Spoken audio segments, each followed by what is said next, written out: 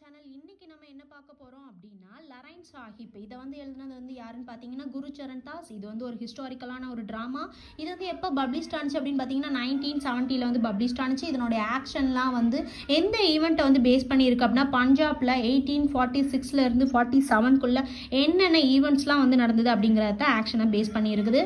இந்த ஆக்ஷன்ஸ் எல்லாமே வந்து எப்போ அப்படின்னு பார்த்தீங்கன்னா ரஞ்சித் சிங், அதாவது பஞ்சாபுடைய கிங் ரஞ்சித் சிங், அவர் தான் கிங். அவர் இறந்ததுக்கு அப்புறம் என்னென்ன ஆச்சு, என்ன நிலைமையில இருந்தது அவருடைய ராஜ்யம் அப்படிங்கிறத தான் வந்து இந்த பிளேல வந்து சொல்லியிருக்காங்க. அதாவது அவருடைய பொலிட்டிக்கல் கண்டிஷன் ரொம்ப அன்ஸ்டேபிளா இருந்ததாகவும், அப்புறம் வந்து பிரிட்டிஷ் வந்து இன்ஃப்ளூயன்ஸ்னால என்னென்னலாம் ஆச்சு அப்படிங்கிறதையும், அவருடைய ராஜ்யம் வந்து ஒரு வீழ்ச்சியை நோக்கி போனதையும், அப்போ லாரன்ஸ் அப்படிங்கிற ஒரு ஹீரோ வந்து இந்த பிளேல என்ட்ராய் என்னென்ன பண்ணாரு அப்படிங்கிறதையும் தான் இந்த பிளேல நம்ம பார்க்க போறோம்.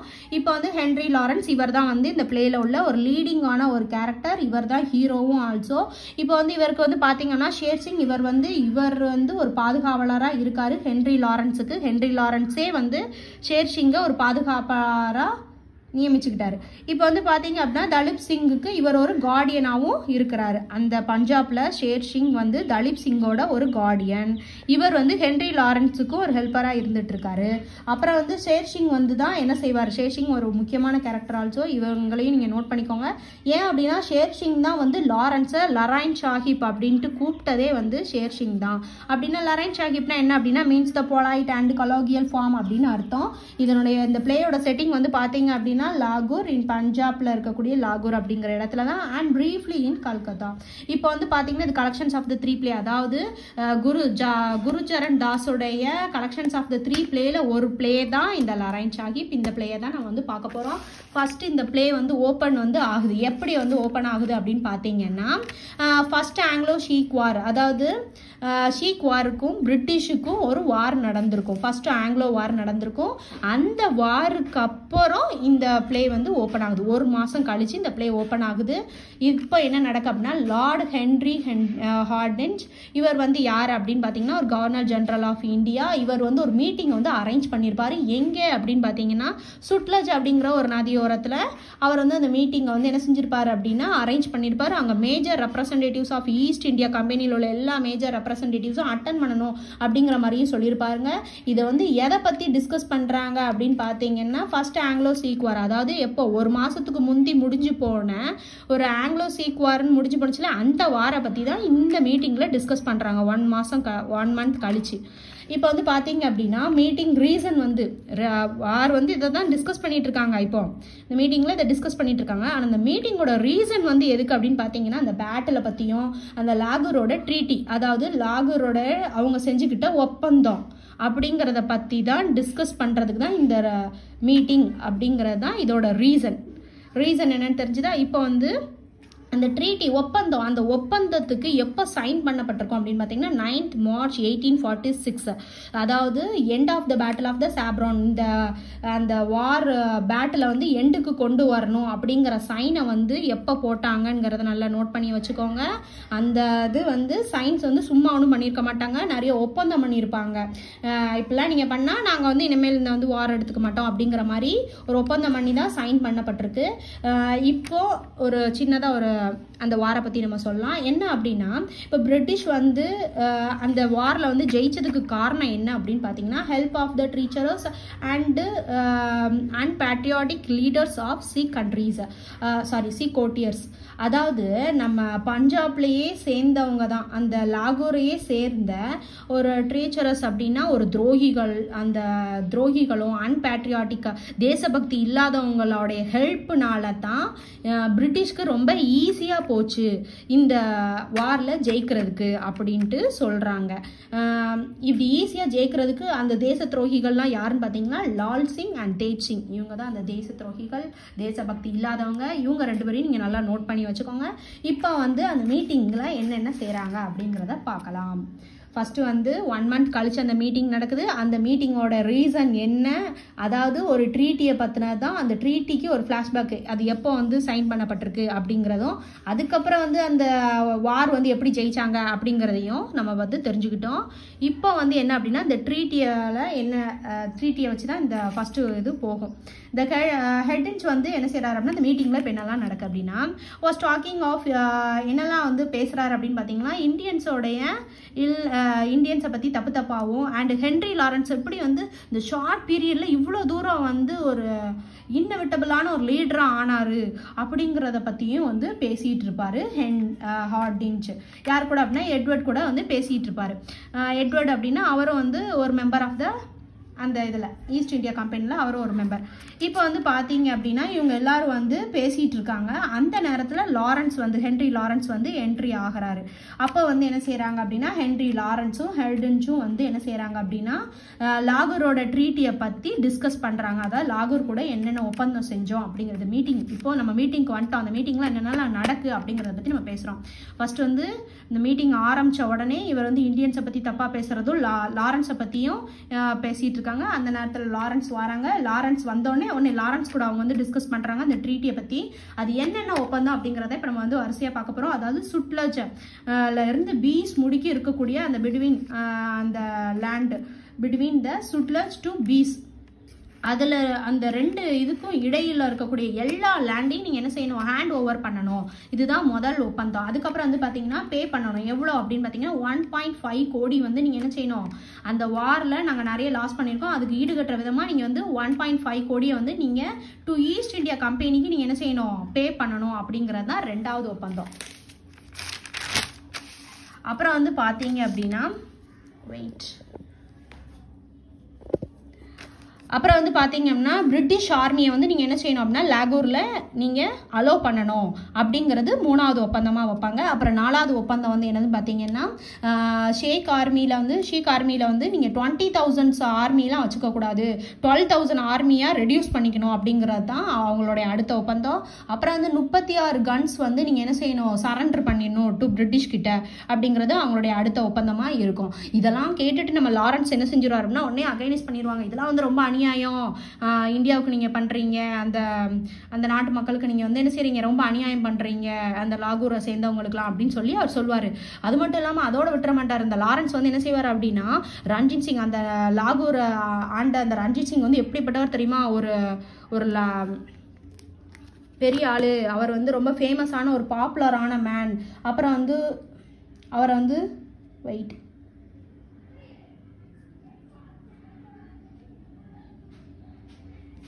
ஒரு பாப்புலரான man, Punjab lion, one night line அப்படின்லாம் சொல்லி அவரை ரொம்ப அப்ரிஷியேட் பண்ணி அந்த இதில் சொல்லுவார், இதெல்லாம் ரொம்ப அநியாயம், இப்படிலாம் நீங்கள் பண்ணக்கூடாது அப்படின்னா. ஆனால் வந்து என்ன செஞ்சிருவார் அப்படின்னு பார்த்தீங்கன்னா ஹார்டின்ச் வந்து இதை காதலே கேட்க மாட்டார்.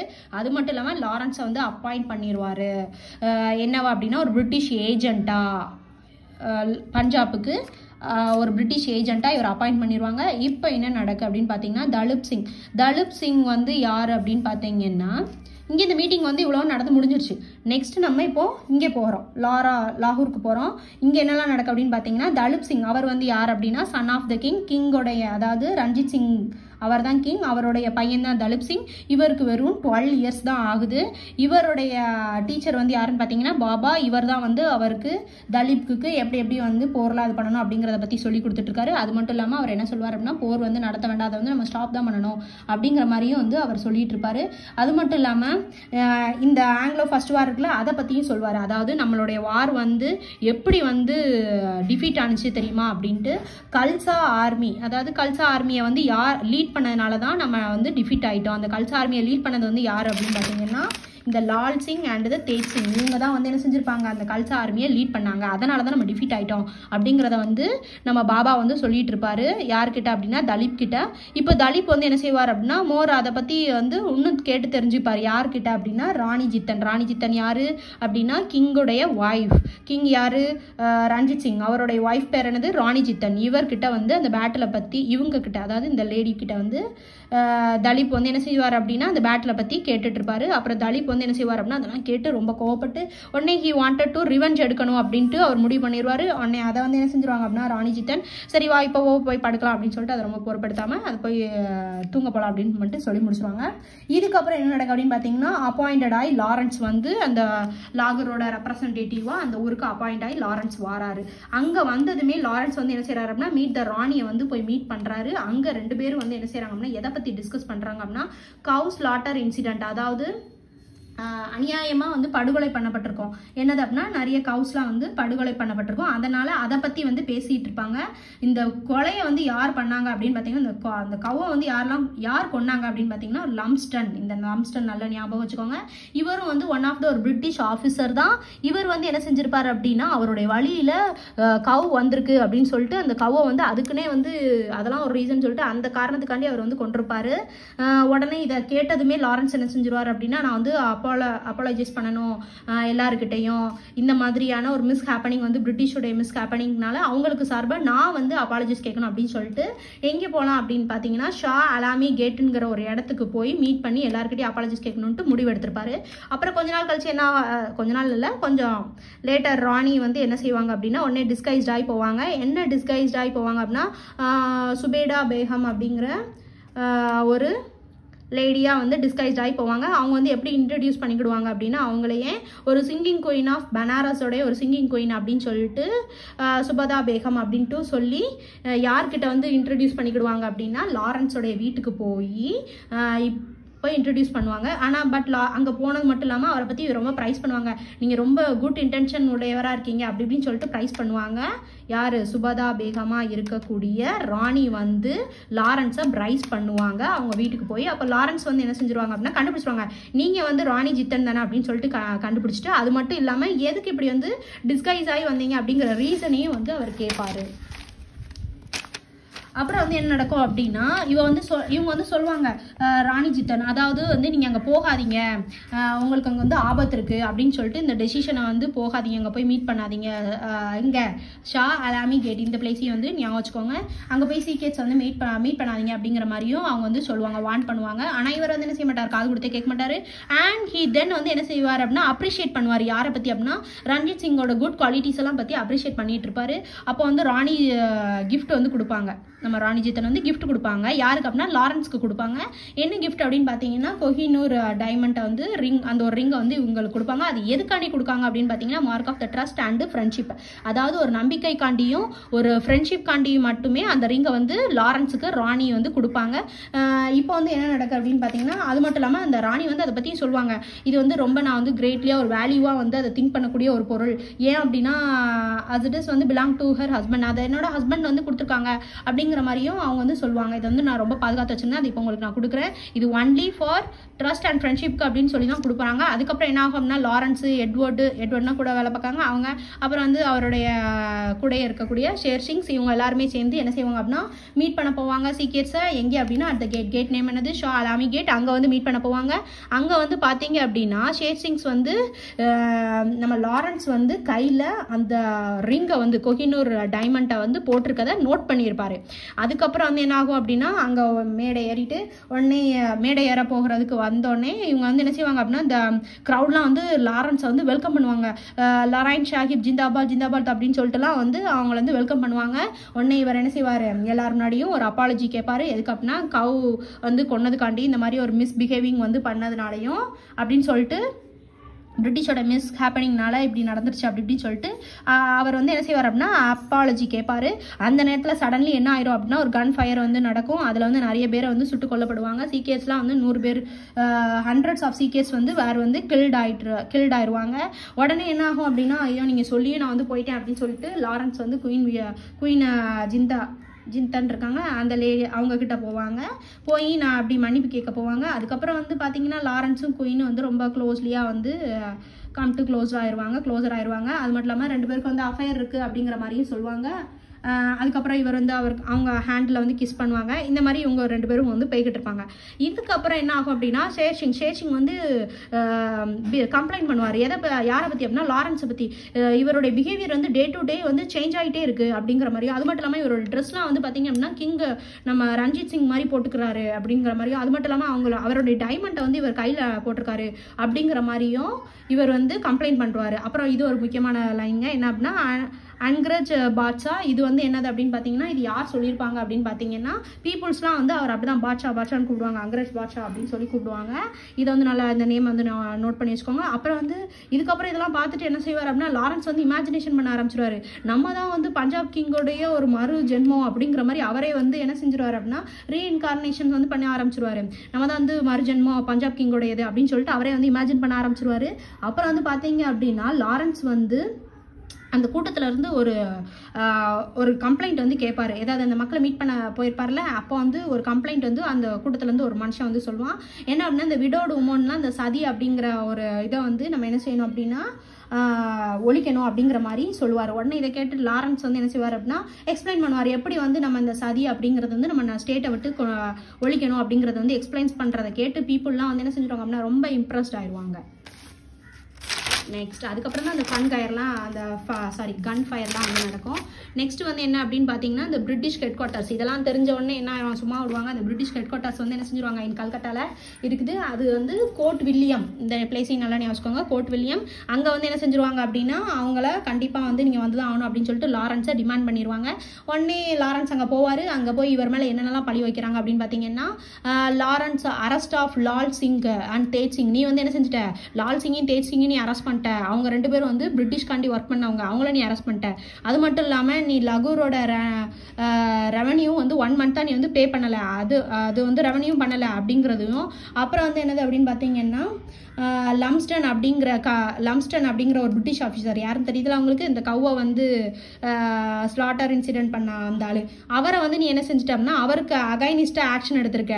இது மட்டும் இல்லாமல் நீ கோஹினூர் டைமண்டை எதுக்கு அக்செப்ட் பண்ண, இந்த மாதிரி எல்லா விஷயமும் நீ எதுக்கு பண்ண அப்படிங்கிற மாதிரிலாம் எல்லா பழியும் அப்படியே மாற்றி எல்லாரும் கேள்வி கேட்டுக்கிட்டு இருக்காங்க. அப்புறம் வந்து இந்த லாரன்ஸ் வந்து என்ன செய்யறாரு அப்படின்னா இந்த எந்த கேள்விக்குமே வந்து எதுவுமே பதிலே சொல்லவே இல்லை. அவர் என்ன சொல்றாரு அப்படின்னா இந்த மாதிரி நான் வந்து நிறைய மைல்ஸ்ல இருந்து வந்திருக்கிறேன், வந்தா இப்படி ஒரு பிட்டி கொஸ்டின்ஸ் வந்து கேட்டுக்கிட்டு இருக்கீங்களே அப்படின்னு வந்து அவர் சொல்றாரு.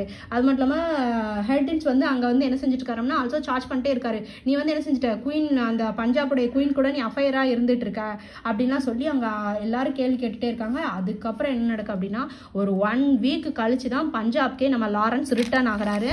அங்கே வந்து என்ன செய்யறாரு அப்படின்னா லாரன்ஸ் வந்து ரிட்டர்ன் ஆகிட்டு அதுக்கப்புறம் வந்து இன்ஃபார்ம் பண்ணுறாரு. லாரன்ஸ் யார்கிட்ட அப்படின்னா பஞ்சாபோட குயின் வந்து யார் ஜித்தன், அவங்கக்கிட்ட வந்து இன்ஃபார்ம் பண்ணுறாரு. என்ன அப்படின்னா நான் வந்து இந்த மாதிரி இந்த இடத்த விட்டு போகிறேன் அப்படிங்கிற மாதிரியும், அப்புறம் வந்து நான் இனிமேல் இங்கே ஒர்க் பண்ணலை அப்படிங்கிறதையும், அதுக்கப்புறம் நீங்கள் வந்து இங்கேருந்து போயிருங்க, உங்களுக்கும் பாதுகாப்பு இல்லை, அது மட்டும் இல்லாமல் நீங்கள் இனிமேல் ராணியாக இருக்க மாட்டீங்க, அது மட்டும் இல்லாமல் நம்ம தலிப் அவரும் வந்து என்னவாயிருவார் அப்படின்னா பிரின்ஸாக இருக்க மாட்டாங்க அப்படின்னு சொன்னோடனே ராணி இதை கேட்டு ரொம்ப அப்செட் ஆயிடுவாங்க. அதுக்கப்புறம் என்ன சொல்லுவாங்க, அவங்க ஒரு டிமாண்ட் வைப்பாங்க. என்ன அப்படின்னா நான் உங்ககிட்ட ஏற்கனவே என்னோட ரிங் கொடுத்தோம்ல, அந்த ரிங்கை என்கிட்ட திரும்ப கொடுத்துரு அப்படிங்கிற மாதிரி ராணி கேட்பாங்க. ஆனால் லாரன்ஸ் என்ன செஞ்சிருவார் அப்படின்னா நான் வந்து அதை குயின் விக்டோரியாவுக்கு கிஃப்டாக கொடுத்துட்டேன் அப்படின்னு சொன்னால் ராணிக்கு ரொம்ப கோவம் வந்து அவங்கள கார்ஸ் பண்ணிடுவாங்க. இதுக்கப்புறம் இந்த சீன் முடிச்சு போச்சு. அடுத்ததில் வந்து பார்த்தீங்க அப்படின்னா ஒரு லெட்டர் வந்து லாரன்ஸுக்கு வரும். அந்த நேரத்தில் என்ன லெட்டர் அப்படின்னு பார்த்தீங்கன்னா ஹெர்டின்ஸ் கிட்ட இருந்து ஒரு லெட்டர் வரும். யார் கொண்டு வருவா அப்படின்னா எட்வர்ட் கொண்டு வருவார். அந்த லெட்டரில் வந்து என்ன லெட்டர் அப்படின்னு பார்த்தீங்கன்னா ஒரு டிரான்ஸ்ஃபர் லெட்டர், அதாவது ஃப்ரம் பஞ்சாப்லேருந்து நீ டு கல்கத்தாக்கு போ அப்படிங்கிற மாதிரி ஒரு லெட்டர் வந்து இருக்கும். அதுக்கப்புறம் வந்து பார்த்தீங்க அப்படின்னா கியூரி இடத்துல இப்போ இனிமேல் யார் ரெப்ரசன்டேட்டிவாக இருக்க போகிறா, பஞ்சாபோட நியூ ரெப்ரசன்டேட்டிவ் யார் அப்படின்னா கியூரி அப்படிங்கிற மாதிரியும் ஒரு அந்த லெட்டரில் எழுதியிருக்கோம். அப்புறம் வந்து பார்த்தீங்கன்னா ராணி வந்து என்ன செஞ்சுருவாங்க, அப்புறம் அவர் போயிடுவார். அப்புறம் ராணியை தூக்கி வந்து ப்ரிசனில் போட்டுருவாங்க. அந்த ப்ரிசனோட நேம் பார்த்துக்கோங்க, ஷேக்புரா அப்படிங்கிற ஒரு ப்ரிசனில் தான் தூக்கி போடுவாங்க. அப்புறம் வந்து லேட்டர் ஷீ வந்து அங்கேருந்து எஸ்கேப் ஆகி பனாரஸ்க்கு போவாங்க. அங்கேயும் அவங்கள வந்து பேனிஷ் பண்ணிடுவாங்க. உடனே அவர் நேபாளுக்கு போவாங்க. நேபாளில் தான் அவங்களுடைய கடைசி இறுதி டெட் வந்து அங்கே தான் நடக்கும் அப்படிங்கிற மாதிரி சொல்கிறாங்க இந்த ஸ்டோரியில். நெக்ஸ்ட் வந்து என்ன அப்படின்னா தலிப் வந்து என்ன செய்வார் அப்படின்னா இங்கிலாந்துக்கு வந்து நாடு கடத்தப்பட்டுருவாங்க. அங்கே சசஸ் அப்படிங்கிற ஒரு இடத்துல ஒரு காலை வந்து மேரிட் பண்ணிக்கிடுவாங்க. அப்புறம் அவருடைய மீதி வாழ்க்கை வந்து பார்த்தீங்கன்னா குயின் விக்டோரியாவோட கோர்ட்டில் தான் கழிச்சுக்கிட்டு இருப்பாரு. இதுதாங்க லரைன் ஷாகிப்போடைய ஸ்டோரி. இந்த ஸ்டோரி வந்து உங்களுக்கு பிடிச்சிருந்தது அப்படின்னா சப்ஸ்கிரைப் பண்ணுங்கள், லைக் பண்ணுங்கள், ஷேர் பண்ணுங்கள். அப்புறம் உங்களுக்கு த வே ஆஃப் த வேர்ல்டு அப்படிங்கிறத சீக்கிரமாகவே போடுறோம்.